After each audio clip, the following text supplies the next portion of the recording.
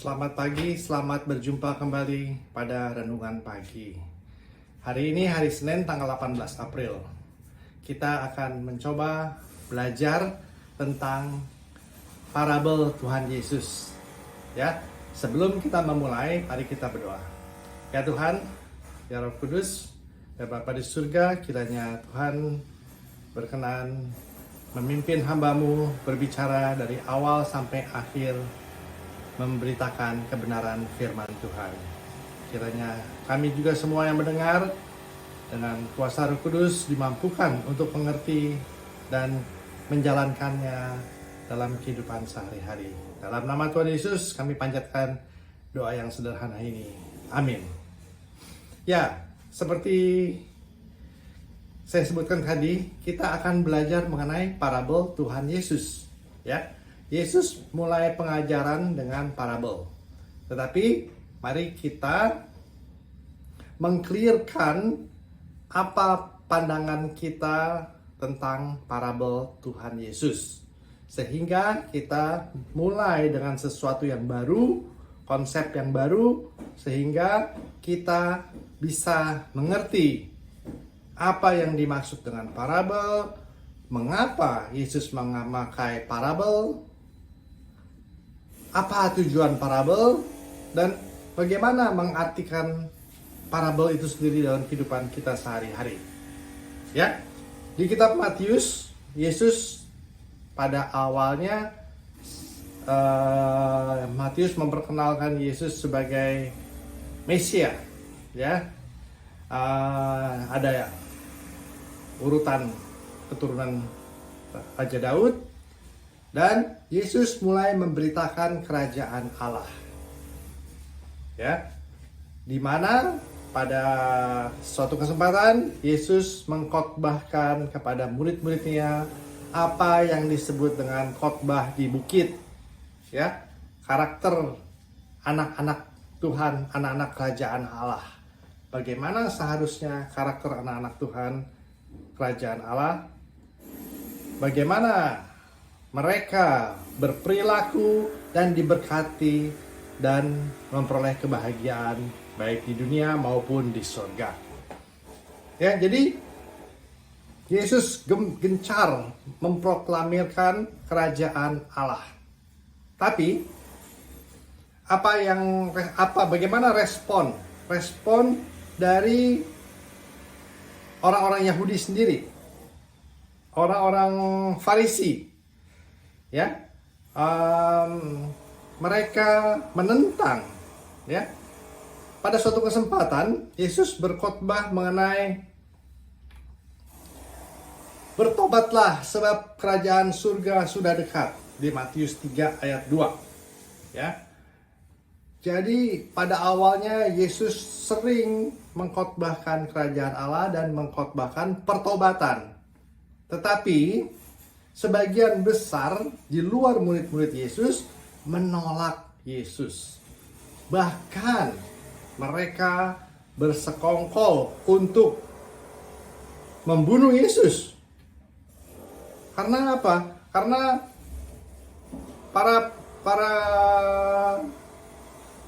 para anggota orang-orang Farisi merasa ada suatu ajaran baru di mana Yesus adalah raja. Ya, mereka mengkhawatirkan posisi mereka tersingkir sehingga mereka bersekongkol untuk membunuh Yesus.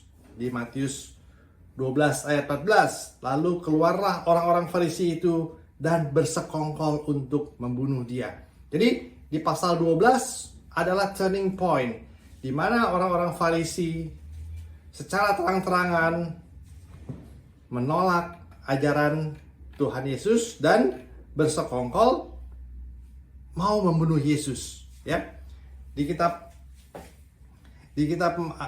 Matius sendiri juga dikatakan, ya, apabila kita biarkan dia, maka semua orang akan percaya kepadanya, dan orang-orang Roma akan datang dan akan merampas tempat suci kita serta bangsa kita. Tetapi seorang di antara mereka, yaitu Kayafas, imam besar pada tahun itu, berkata kepada mereka, kamu tidak tahu apa-apa dan kamu tidak insyaf bahwa lebih berguna bagimu jika satu orang mati untuk bangsa kita daripada seluruh bangsa kita ini binasa. Jadi Tuhan Yesus ditolak oleh bangsa Yahudi. Jadi bukan oleh sekelompok orang aja ya. Jadi mereka sudah mewakili bangsa Yahudi pada saat itu. Ya, jadi penolakan ajaran Tuhan Yesus dimulai di pasal 12 kitab Matius. Sehingga Yesus mengubah cara belajar, cara menyampaikan kerajaan Allah dengan memakai perumpamaan. Nah, jadi untuk kita bisa mengerti perumpamaan, sesungguhnya perumpamaan itu menjawab apa yang di benak para murid-muridnya mengenai kerajaan Allah. Ya, jadi untuk mengerti kenapa Yesus mulai mengkhotbahkan perumpamaan, Yesus menjawab keraguan murid-muridnya akan kelangsungan kerajaan Allah. Apa yang akan terjadi dengan rencana Yesus mengenai kerajaan Allah di dunia ini? Mereka menjadi ragu, sedangkan mereka hanya sekelompok 12 orang murid. Sedangkan bangsa Yahudi menolak mereka. Jadi ada kekhawatiran bagaimana perkembangan selanjutnya pemberitaan kerajaan Allah ini. Jadi karena itu Yesus menjawab setiap parabel, menjawab pertanyaan-pertanyaan itu dengan parabel. Ya. Bagaimana kelanjutan kerajaan Allah? Apakah kerajaan Allah di-cancel? Karena penolakan begitu gencar. Bagaimana Tuhan bisa mengembangkan dari 12 orang ini menjadi banyak bila kerajaan Allah itu tetap berlanjut? Jadi itulah pertanyaan-pertanyaan yang di benak murid-murid Yesus untuk kelangsungan kerajaan Allah baik sekarang dan di masa akan datang. Jadi mereka diliputi misteri antara kerajaan Allah yang belum terwujud dan antara kerajaan Allah yang saat ini di dunia mereka alami. Nah, karena saat itulah Yesus juga mengerti Yesus akan menjawab setiap pertanyaan dengan parabel. Kita tahu parabel itu menggambarkan lebih dari kata-kata. Ya. Kita ingat kalau ada karikatur Pinocchio, ya. Kalau karikatur orang yang bisa menggambar, dia akan menggambar misalnya Mr. Trump sebagai Pinocchio, hidungnya panjang. Apa pengertian kita nangkap? Si Trump itu pembohong. Ya. Jadi dengan gambar kita sudah bisa merespon arti sesungguhnya dari gambar itu. Ya. Jadi Pinocchio dengan hidung panjang, setiap dia berbohong, hidungnya bertambah panjang.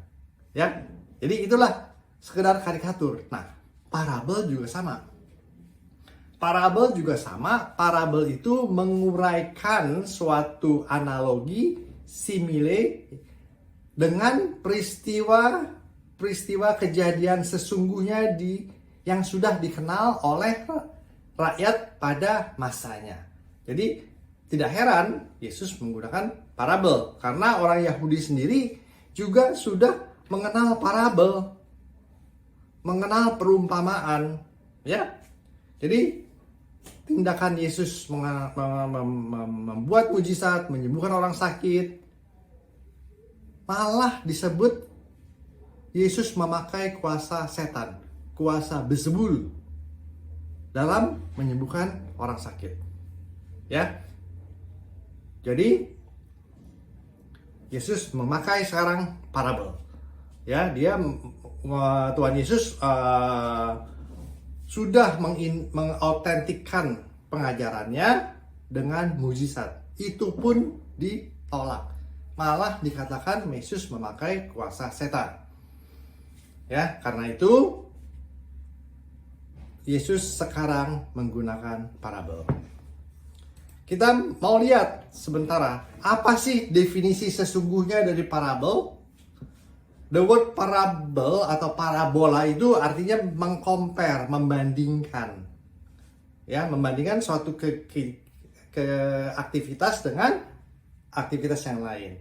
Ya. Jadi parabel itu mengcompare sesuatu kebenaran dengan cerita yang sudah dikenal pada masa lalu yang sungguh-sungguh terjadi. Jadi parabel itu membandingkan dengan yang sungguh-sungguh terjadi.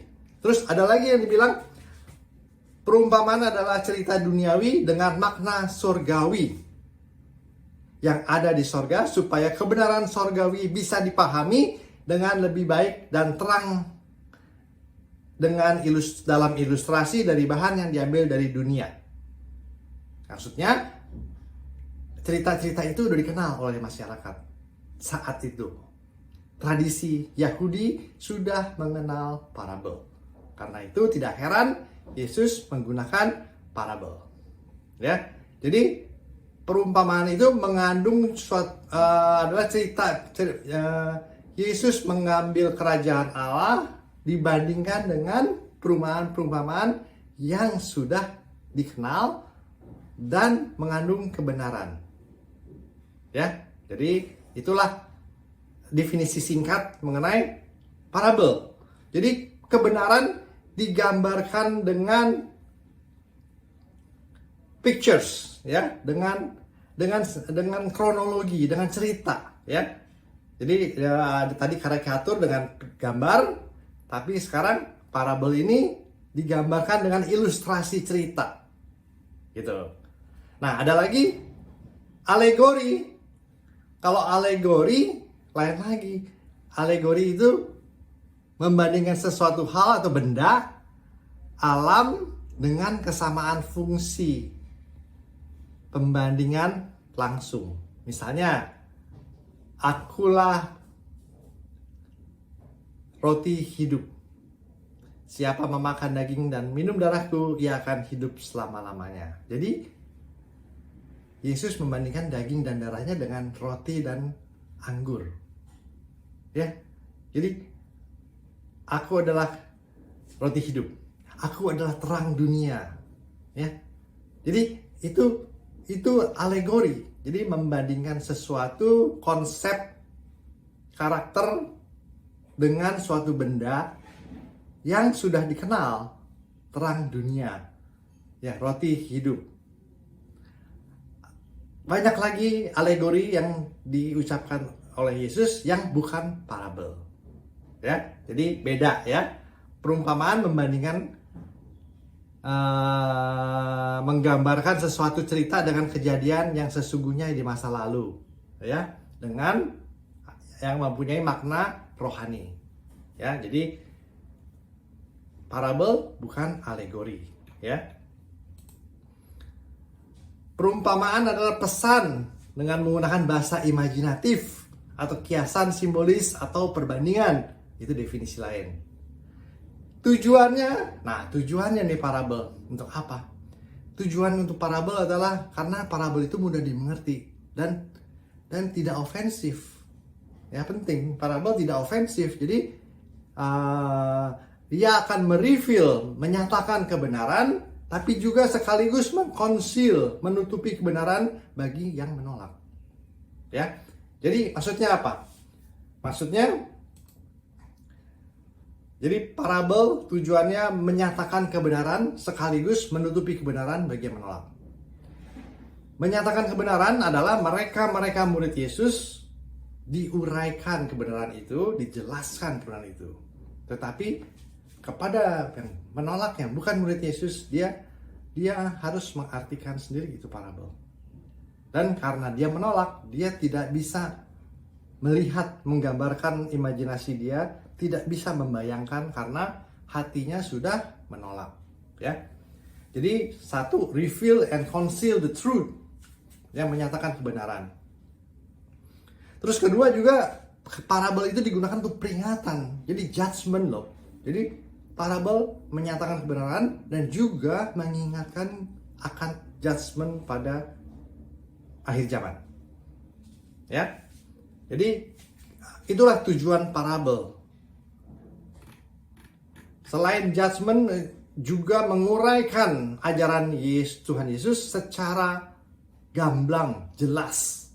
Ya, karena dia mengilustrasikan pengajarannya dengan konsep yang sudah ada di benak murid-muridnya dengan cerita yang sungguh-sungguh terjadi sehingga mereka memperoleh kejelasan. Ya, jadi itulah tujuan dari parabel. Yang penting di sini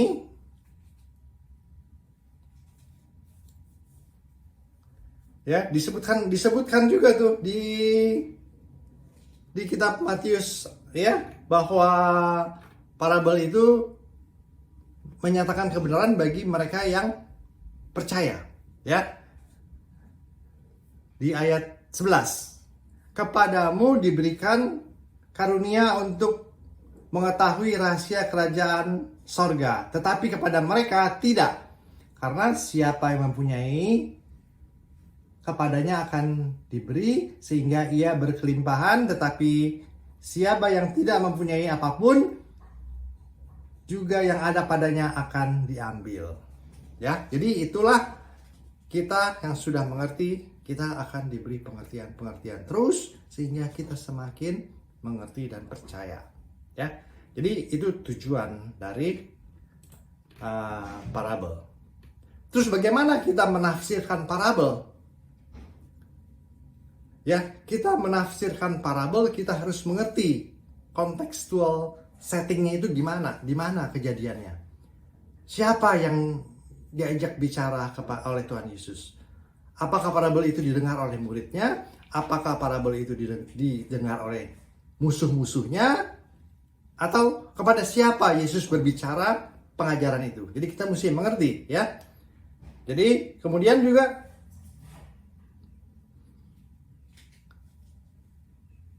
apa problemnya sehingga Yesus memakai parabel itu? Nah, ini penting ya. Jadi hampir setiap parabel Yesus menjawab pertanyaan atau keraguan apa di pikiran murid-muridnya. Ya, what's the problem? Sehingga Yesus memakai parabel itu. Kalau kita tidak menemukan problemnya, efeknya jadi bias. Jadi banyak orang mengartikan parabel itu terlalu detail. Setiap pelaku dalam satu parabel dihubung-hubungkan, dianalogikan, sehingga main point dari parabel itu tidak sampai ya. Jadi setiap parabel hanya satu main pointnya, menjawab pertanyaan keraguan-raguan dari murid-murid Yesus ya. Kemudian juga kita mesti ngerti latar belakang ceritanya, kemudian mengerti pengajaran kebenaran dari parabel yang Yesus ajarkan itu sendiri. Jadi kita harus menangkap konsep kebenaran yang diuraikan oleh Yesus sendiri. Ya, contoh ya, dalam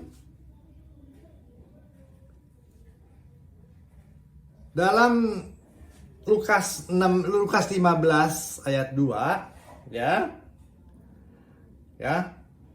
Yesus menjawab orang-orang Farisi, karena orang-orang Farisi melihat Yesus tuh bergaul dengan orang-orang berdosa. Ya. Orang-orang Farisi bilang, mereka dikatakan di Lukas 15 ayat 2, mereka bersungut-sungutlah orang Farisi dan ahli-ahli Taurat. Katanya, ia menerima orang-orang berdosa dan makan bersama-sama dengan mereka. Orang Farisi tidak bergaul dengan orang-orang berdosa. Nah, setelah orang Farisi bersungut-sungut, Yesus menjawab dengan parabel. Jadi sebetulnya pertanyaannya, mengapa Yesus bergaul dengan orang-orang berdosa? Biarkan mereka berdosa, biarkan mereka dihukum. Tidak, ya. Yesus menjawab dengan menemukan domba yang tersesat. Ya. Jadi Yesus menjawab. Jadi dengan kita mengerti